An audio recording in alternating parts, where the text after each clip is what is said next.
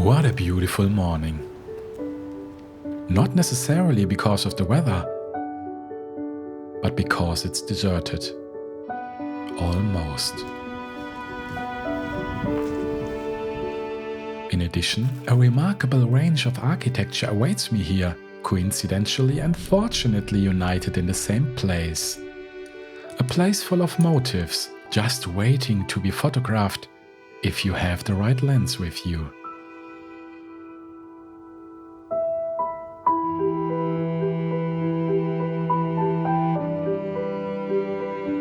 Concrete meets steel and glass. Modern, colorful buildings reach up into the sky, with fragments of historical structures in between. Bridges cross the water, which could be smoothed out for a shot in which time stands still. This morning would be much more wonderful if I weren't tormented by all these questions that can only trouble a photographer. Do I have the right lens with me? Will I have to sacrifice sharpness for the flexibility of a zoom? Do I even need this enormous focal length range of 24 to 120 mm? And can this lens do justice to the 45 megapixel sensor of the Z7 II? Or is it just another f4 zoom lens that is quite nice but lacks that certain something in direct comparison to the 2.8 alternatives? And most importantly, why didn't I bring coffee?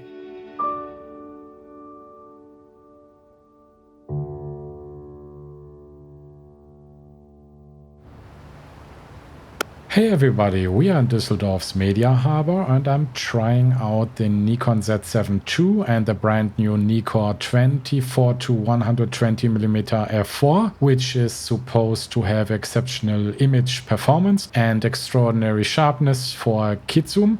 Whether this is the case or not, I cannot yet judge. On the display the whole thing looks very sharp and promising. The weather was a bit overcast this morning, now the sun is breaking through the cloud cover. There's still a gentle breeze. Otherwise, I'm here in the Media Harbour because, in my opinion, it is extremely well suited for the flexibility of a zoom above all 24 to 120mm. That means we can try out moderate wide angle, but we can also go a bit into the telephoto range, as you can already see here in the background. Nevertheless, I'm curious to see whether I can also use the wide angle lens here, and I don't mean wide angle in the sense of just taking a picture of everything, but rather specific architecture in a wide angle shot, but I already have an idea of where we can go. How sharp is this lens? I want to find out, because I'm trying out the Nikkor Z 24-120 for the first time. My fear is that I will have to sacrifice sharpness for the flexibility of a zoom lens. Let's find out together whether this is really the case. I brought the Atomos Ninja 5 recorder that came with my Nikon Z6 II Essential Film Kit to get a feel for it on location. Lots of lines and patterns in the picture. We photograph architecture and use the telephoto focal length range, aperture 8 upwards, good conditions to get to know the quality of this glass. The high resolution sensor of the Z7 II will ensure that we really get everything out of this lens. It's wonderful to take photos again. Moments like this make me feel free. Even if it's not the best photo, here I'm missing something. Even though there are only a few people out early this morning who could disturb the scene, I have this urge to freeze time. This lens has a filter size of 77mm, less than 2.8 zoom lenses which often use 82mm, which is large. 77mm is the same size as the shorter 24 to 105mm f4 zooms from Sony and Canon. So we are fortunately dealing with a standard filter size. And maybe you already have one just like it in your drawer. Photos to warm you up. Good enough to judge the sharpness. Let's take a look. Wow, what Nikon is showing on the Atomos Ninja is amazing. The sharpness and contrast are extraordinary. The wealth of detail is overwhelming. Zooming into the picture is a real experience. For those of you who want a perfectly sharp image, whether for fine art prints or simply to create the best possible collection of precious memories, this 24 to 120mm Z lens leaves no doubt that it will meet this requirement with flying colors. But first I want to see if the picture shouldn't be a bit more close. A photographer who zooms is lazy, isn't he? This is a good example of why that's not true. At this point, the zoom lens helps me to compose my image exactly the way I want it, without losing resolution when cropping the image in post-processing. As I'm shooting this secret photo spot from a distance, this thought comes to my mind. If the rest of this lens is anywhere near as good as the sharpness performance so far, then this zoom lens has what it takes to be just a sensation, to make a whole range of different photographers happy. For just under 1300 euros, because that's how much it currently costs, and it's hard to come by. Apparently my fear of missing out on sharpness with this f4 zoom lens was unjustified, not because such f4 lenses have to be less sharp, but because they're usually built for a cheaper market segment, which means that they often lack that certain something in terms of image quality compared to expensive f2.8 lenses. But right now, I don't miss anything. But do I really need this focal length range in practice? Telephoto just worked well. What about wide angle? Can I use 24mm in this cityscape? And will the sharpness in the wide angle range be as good as in the telephoto range? I position myself on this small but vibrating bridge, for once without a tripod. A low angle of view creates a dramatic setting. The result is crisp, even towards the edge. A motive made for the wide angle. I wouldn't say that a really good fixed focal length suddenly no longer has a reason to exist, but I certainly don't miss one when I use this 24-120 f4 from Nikon. It's comforting to know that I can zoom in and admire all the details later on. By the way, here's a little piece of advice. The famous Gehry buildings in the Media Harbour are a popular subject for photos, but usually from much closer, so that you get cars and people in the picture. I think a green pedestal like this is much nicer. You can see it from the long path leading up to the bridge where I was just standing. Normally, reviews save the assessment of imaging performance for last. I don't do that. Instead, we live through the conclusion in practice. And perhaps this is a good time to actively support my work if you like it so far. A thumbs up would tell the algorithm that this video could also be of interest to others. This place can be staged in different ways, but the effect on me always remains the same. Stairs lead directly to the sky, which seems close enough to touch. With every step my eyes take, my humility gives way to hope as we walk past these two monuments. The Z24-120mm passed the wide angle test here. It is sharp across the entire image area, which is a very good result. But with this focal length range, this zoom lens is something very special anyway, because no other manufacturer offers such a range. Did you know that? Alright, a day in the Media Harbour here in beautiful Düsseldorf is slowly coming to an end with the Nikon 24-120mm f4 on the Z7 II. The image quality is already very promising, I can say that much. What I could see on the Atomos Ninja recorder is very sharp. Yes, the focal length range here in this photo area is worth its weight in gold. I can already say that.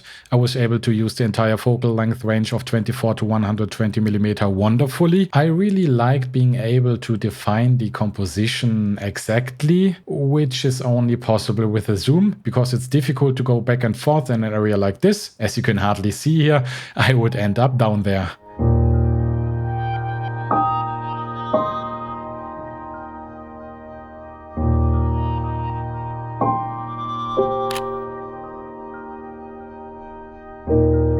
Understatement. This applies very well to this extraordinary lens for the Z system, because it looks like a boring standard zoom, and that's how it feels. In a good way. It is predominantly made of plastic, including the filter bayonet. This eliminates the premium feel of a metal tube, but I don't think this is a disadvantage, as I prefer the weight saving. It's good to know that nothing cracks or creaks, even if you touch the lens roughly in the heat of photography. Robustness is important. After all, it is a double extending tube that the zoom lens uses. The stable construction is underlined by an industrial look. When I hold the Nikkor on the camera in my hand, I realize that stability does not necessarily mean a high weight. The size and weight are kept relatively low for the focal length and quality it achieves. It is by no means top heavy, but appears perfectly balanced. The zoom ring is comfortable to grip, sufficiently wide, and can be turned effortlessly. If you use this 24-120, everything works exactly as it should. I noticed this small additional display, which it doesn't have,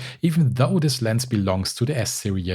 Nikon's professional series, but to be honest, I don't really use it on the 105mm macro and on all cameras that have such a shoulder display, despite my initial fascination with it. The image stabilizer is somewhat different, as it does not have one, which will probably be the only one real weakness of this lens, apart from the speed of f4, but that is a question of the individual application. The whole thing also has an advantage as the size, weight and price can be lower. In addition, Nikon offers sensor-based image stabilization with its Z full-frame cameras, which means that we are not completely left out in this regard. On the other hand, Nikon means very well with this generous round function button on the side of the lens, where it is also very easy to reach. But so far, I have no use for it. Have you? I was delighted when I took a closer look at the bayonet mount. The rubber lip there is representative of the fact that Nikon has sealed the zoom lens and made it weatherproof. And since Nikon does the same with its cameras, you don't have to stop taking pictures as soon as the first raindrops from the sky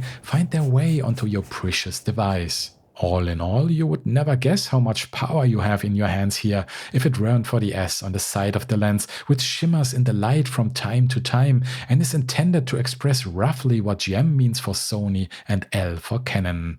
A professional lens after all. Yes, I think that nature should also play a role in this video, and now that we have already explored the urban jungle of Düsseldorf, the Media Harbour, we are heading out into nature. Unfortunately, I can't offer you epic landscapes, I simply don't have the resources for that at the moment, so it's off to a nature reserve, but it's a very beautiful one on the border with the Netherlands, and even though today is probably one of the hottest days ever, I have spared no effort to find one or two gems for you. When it's hot like today, the forest is a pleasant place to cool off and take photos. Depending on the branches, the little sunlight that makes it through can lead to a fascinating twilight. Harsh contrasts arise, which often leads to unsightly chromatic aberrations. Fortunately, I have not yet been able to take a photo that would show anything like this. This glass has color fringes very well under control, but the vignette is definitely visible. While this can be removed at the touch of a button in Lightroom, this is also possible with color fringes,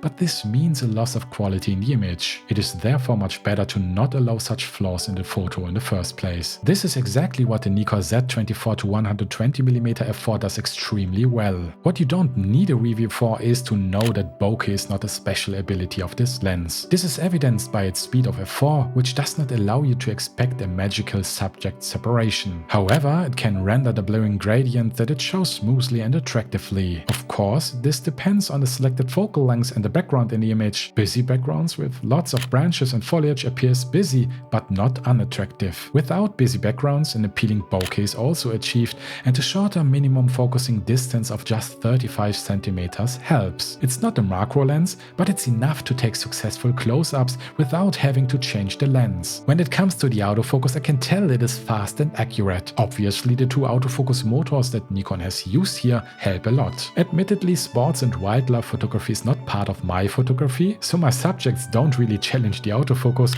As far as that is concerned, I recommend taking a look at my colleagues here on YouTube. 24-120mm focal length are also wonderfully suitable here. 24mm at wide angle is also good enough. I don't miss anything, although of course that could also have been due to the lack of subjects here. In the telephoto range things look a little different. 120mm is also enough to bring out the details, but every now and then I would wish for more focal length, let's say 200mm, especially when I want to separate details in the distance of the landscape from the background.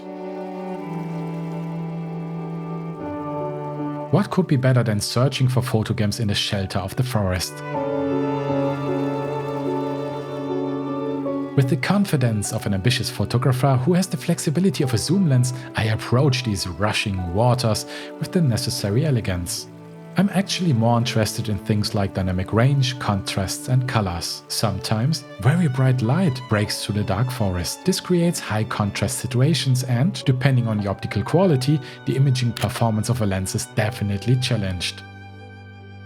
But the Nikon Z system masters all this perfectly. The dynamic range of the Z7 II is terrific. The light output is wonderful with this glass, the colors are magnificent, everything shines intensely and shows clear contrasts. Will this still be the case in the bright light of the midday sun? Under the open sky there is often a loss of contrast, colors can fade and the image becomes dull. But in a situation like this I can't see any of these problems, and it's really bright here as you can see in the video. I'm just pleased that the lens is able to defy the sun and take away the last of my fears.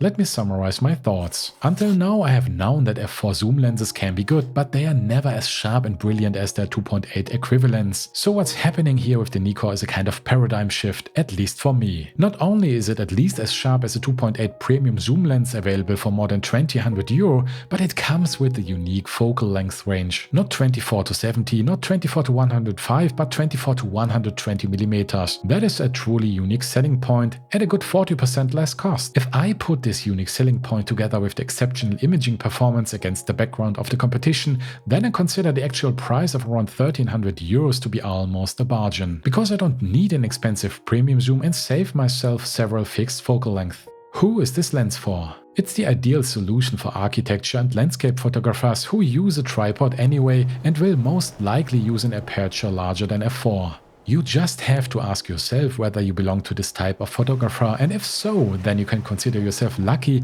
because this Nikkor is a very hot candidate for your photo bag. You will be rewarded with a unique zoom lens that I would characterize as a robust workhorse. The size, weight and ceiling will please ambitious and professional photographers who want a device that is as portable as possible and always ready for use in all weathers, a lens that always works reliably. Nikon has succeeded in bringing a needs-based concept to the market that covers exactly what the target group needs and no more. The result is a well-rounded lens that can replace a lot of lenses in your bag.